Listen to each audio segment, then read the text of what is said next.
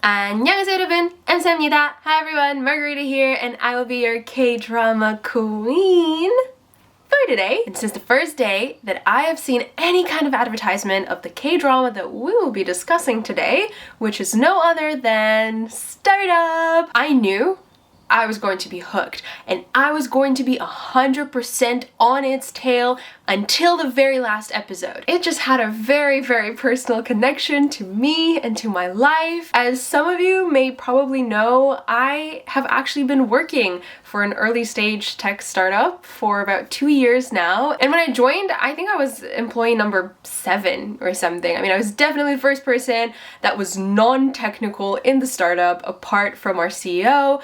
And it was the most surreal and at the same time fantastic experience. I really wanted to see if this K-drama was going to be able to deliver a similar sense of just this startup environment, and I was ready to trash it. Honestly, I was ready to just nitpick at every little thing I was gonna notice, and honestly, there weren't any. I really experienced the same emotions that I have felt back in the day when we were all hands on deck and super scrappy in our old tiny little office. Like, it was real. So for those of you who have not seen this drama and who should not proceed beyond this point because there will be spoilers as I discuss the plot and the characters and all that kind of jazz, I give this drama a 10 out of 10. I 100% recommend it. The only tiny little hiccup that I personally had with this drama is the romance aspect of it. I mean, I personally am just not a big fan of romance. But if you want to pause this video, head over to Netflix, watch the drama, and then come straight back so we can discuss this drama together. You can let me know in the comments if you agree with me or disagree, or you have some other thoughts that you are dying to share with all of us watching these K-dramas together. And now, without further ado, let's get into this. Ka-cha! Right, so in terms of the plot, I felt like generally it was consistent, pretty clever, and actually quite creative. I mean, all of us who have been watching Korean dramas for quite some time, we know all the K-drama cliches that can be there. And I'm so happy that the K-drama truck of doom was not involved in the car accident that happened in this drama. I mean, I was really waiting for it. But all the other K-drama cliches did take place in this drama, but interestingly, they did not feel as much cliche as normally they would because of how creative all the different kind of storylines and plot twists were in the drama. I mean, it's very, very common for Korean dramas to start from childhood because they show all the traumas that our main characters go through. But in this case, I mean, the whole story with the letters and picking like a random name of this kid who won a math Olympiad, like that was super clever from the writers of the plot. Obviously very, very twisted from the grandma, but and throughout most of the drama, I felt like there were enough plot twists and cliffhangers and very, very interesting character development, but at certain times the plot did sink a little bit. The main one I noticed was at around episode 8 and 9, where we've already seen a bunch of times where Do-san is all torn apart and he feels guilty and weird and he's having all these self-esteem issues, and then Han Ji Pyeong is trying to figure out whether he likes So-dalmi or not, and we've just had enough. We've had multiple episodes of all of these things in different settings, but at the end of the day, the plot just kind of started to get a little bit repetitive, and then right at that point where I was starting to doze off a little bit, that's when the whole situation with phones being swapped, which I thought was really clever, the pace of the drama completely changed and things picked up and there was this momentum, and we just had so many things to look forward to, like how will the relationship between Do-san and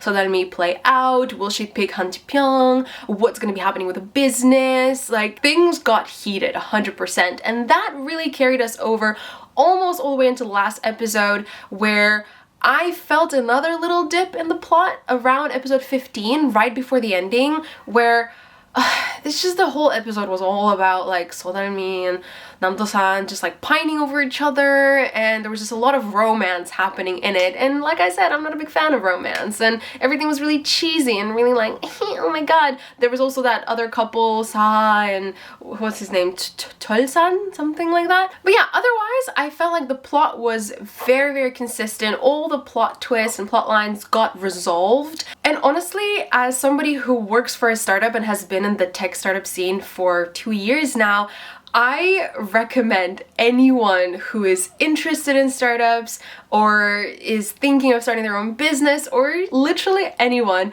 to watch this drama, because the amount of raw and unapologetic reality that it throws at you of how insanely difficult it is to make it in this environment, to start a business, to pick a team, to fight between who's gonna be the CEO and CTO and how the shares are gonna be divided and when the company's gonna get funding, and different kind of product solutions, fights between co-workers, just all of that heavy reality was so beautifully portrayed through the mentor-mentee relationship between Han Ji Pyeong and So-mi, and him guiding them so well. I mean, all the advice that Han Ji Pyeong and also Yoon Dae-pyun, I think, what was her? The old lady who came up with the swing and the sandbox and everything. She was so knowledgeable, and all the advice was bang on point. Like, as soon as I would see So-mi like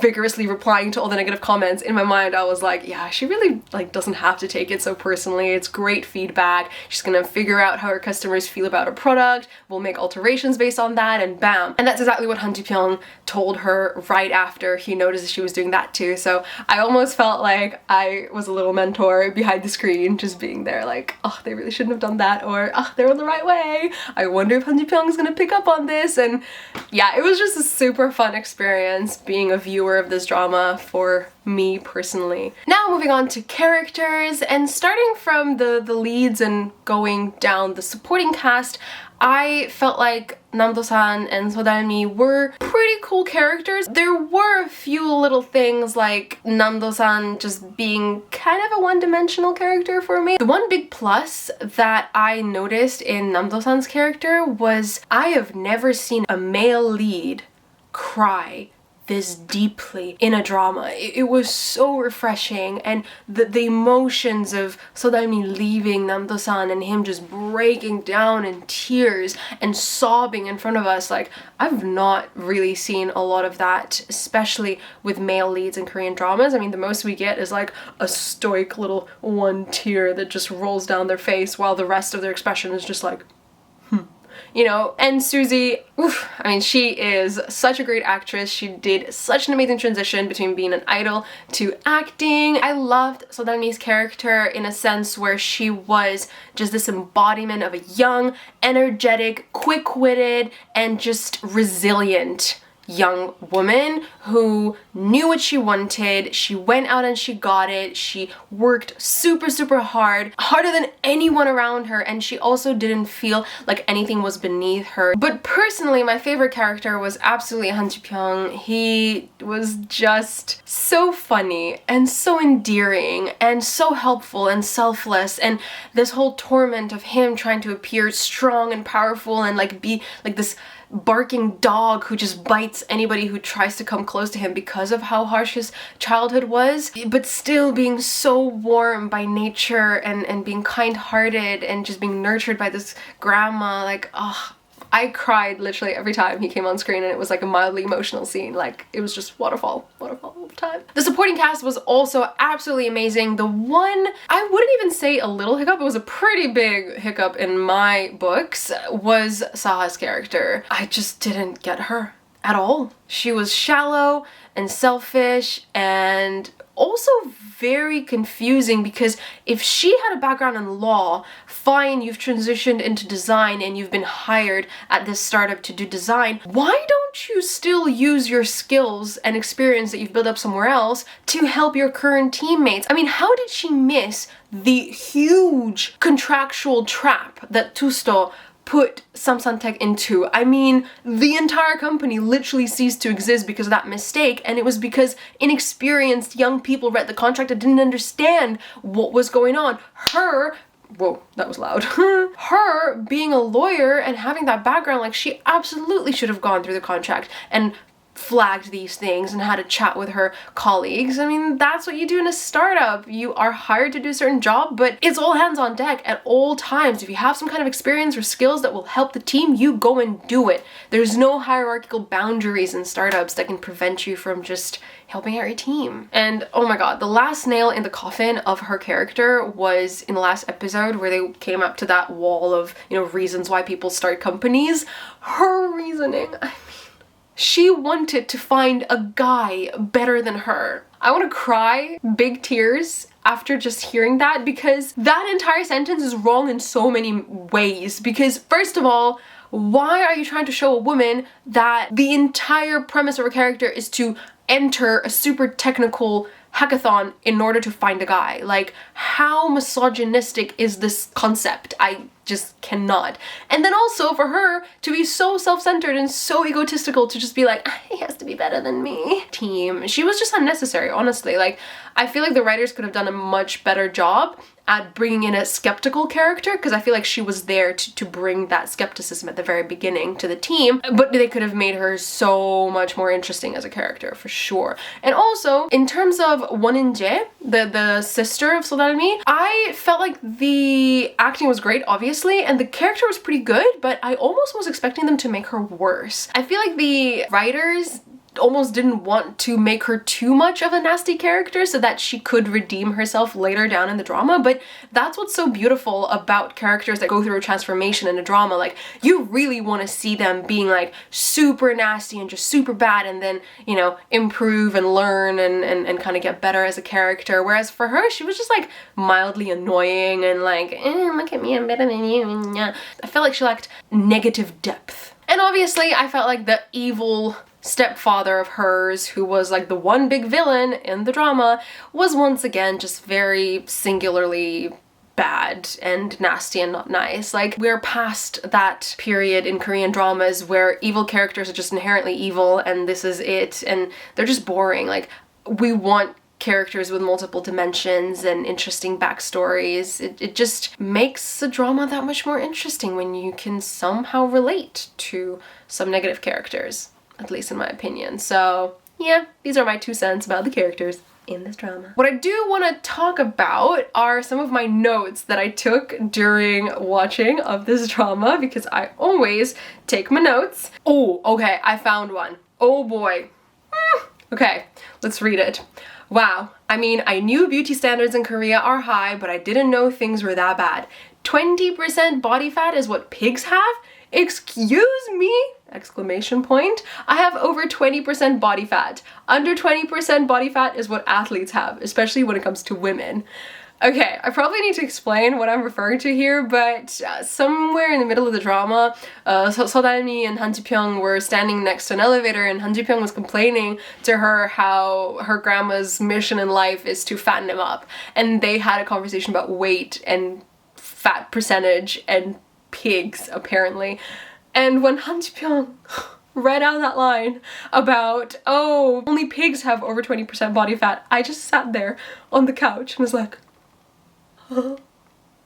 Excuse me, what? Obviously they've played it out in the drama, kind of like, so then he was like, what, are you sure? And Han Ji Pyeong made a joke, like, oh, it was just sarcasm, whatever, but like, no, there is boundaries to sarcasm. It's just, Korea is already harsh enough on every single person that is trying to fit its beauty standards. Like, why are we talking about body fat percentage? I mean, it's better than talking about weight in kilograms, for sure, because weight means nothing. It's such an irrelevant metric. But as a viewer, especially as a foreign viewer of this drama, I felt like, wow, Korea strikes again with its unattainable beauty standards. Now, for all of you who are curious if I'm Team Nam-do-san or Team Han Ji Pyeong, if you guys know me well enough, obviously you'd know that I am Team Han Ji Pyeong because I'm a realist. I'm not a teenager anymore as well, who would pick Nam-do-san and be like, oh, but they kind of like each other and they're main characters, so they should be together. Like, it doesn't matter that they absolutely do not know each other